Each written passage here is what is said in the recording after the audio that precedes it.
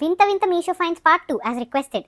ఇదేంటో తెలుసా, మనం విమ్ చుక్క విడిగా ప్లేట్ మీద వేసుకొని స్క్రబ్బర్తో రుద్దుతాం కదా, దాని పని లేకుండా ఆ డిప్ప తెరిచి అందులోనే లిక్విడ్ వేస్తే అలా రుద్దుతున్నప్పుడు లిక్విడ్ ఆ బ్రష్లో పడతా ఉంటుందంట.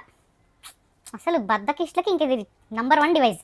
ఇదేంటో తెలుసా, మనం మామూలుగా బియ్యాన్ని ఒక గిన్నెలో వేసో అలా వాటర్ పోసి ఇలా ఉంచుతాం కదా, బియ్యం పడిపోకుండా వాటర్ మాత్రమే ఉంచుతాం కదా, అలా చేయకుండా దాన్ని జస్ట్ ఇలా ఉంచితే వాటర్ పడిపోయి బియ్యం అందులోనే ఉండిపోతుందంట. ఇది మాత్రం చాలా యూస్ఫుల్ డివైస్లా అనిపిస్తుంది నాకు. ఇదేంటంటే ఈ పైన దాంట్లో పెరుగేస్తే కిందకి నీళ్ళు వస్తూ ఉంటాయంట, ఒక 12 hours అలా వదిలేస్తే. సో అందులోంచి నీళ్ళంతా వెళ్ళిపోయి గడ్డ పెరుగు హంకర్డ్ తయారవుతుందంట.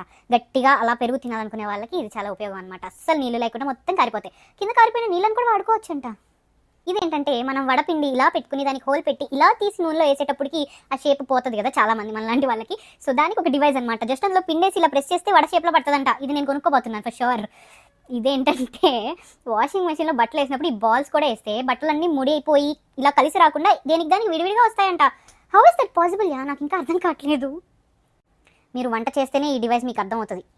మీరు వంట చేయకపోతే ఈ వస్తువు విలువ మీకు అర్థం కాదు. నిజంగా ఎంత యూస్ఫుల్ ప్రోడక్ట్ చూడండి. అసలు మనం బెజ్జాల గరిటతో డీప్ ఫ్రై ఐటమ్ బయటకు తీస్తాం కదా, దానికి పైన కూడా ఒక స్పూన్ ఇచ్చాడు చూడండి. వంట వచ్చిన వాళ్ళకి మాత్రమే దీని వాల్యూ అర్థమవుతుందండి, రాని వాళ్ళకి మీకు అర్థం కాదు. వచ్చిన వాళ్ళని ఇలా అడగండి. యూస్ఫుల్, మోస్ట్ యూస్ఫుల్ ఐటమ్ అండి ఇది. చూడండి, మనం పీచుతో రుద్దకుండా ఒక స్పూన్ కూడా ఇచ్చాడు, దానికి హ్యాండిల్ ఇచ్చాడు. దాంతో ఈజీగా స్క్రబ్బర్ రుద్దుకోవడం అనమాట. స్టవ్ని కానీ ప్లేట్లు కానీ రుద్దుకోవడానికి ఈజీ డివైస్ ఇది. So useful. ఇవి ఇంకొన్ని వింత వింత మీషో ఫైన్స్ పార్ట్ 3 కూడా కావాలంటే చెప్పండి కమెంట్స్లో.